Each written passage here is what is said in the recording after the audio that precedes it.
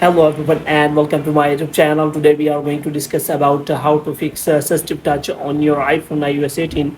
For example, if you want to use AssistiveTouch on your iPhone and it is not working on your iPhone iOS 18, so how you can fix that? For this, what you have to do, you have to simply watch this video completely.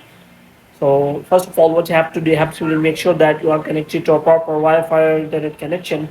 And after that, what you have to do next is you have to simply go to settings here. So in settings, you have to go to general, and in general, you have to look for transfer or reset iPhone. And here you have to simply click on reset, and you have to reset all of your network settings. Now what you have to do next is you have to simply check for you have installed the latest iOS version on your iPhone. For this you have to simply go to settings again, and here you have to go to general and you have to click on software update, and you have to make sure that you have installed the latest version on your iPhone iOS 18. And after checking for the latest version, you have to simply go to accessibility here. So in the accessibility you will find all of the options here. So here option is available. So here you can simply find touch, and you can find assistive touch. So here you can simply click on that, and you have to make sure that you have turned on this toggle.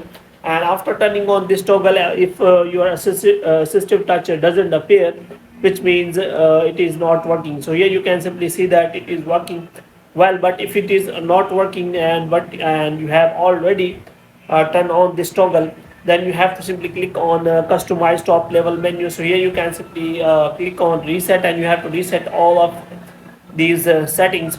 So you can also select icons of your device, which means if you want to select control center, Siri, and any custom icon you can have. So here you can simply change the settings.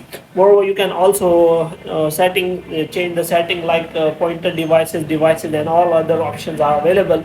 So here you have simply reset your assistive touch settings. So you have to click on that, and after that you have to check whether your problem has been solved or not. If the problem is still there, then you have to simply restart your device, and you have to check your problem will be solved. So hope you have liked this video. If you get more videos like these, you can subscribe our channel.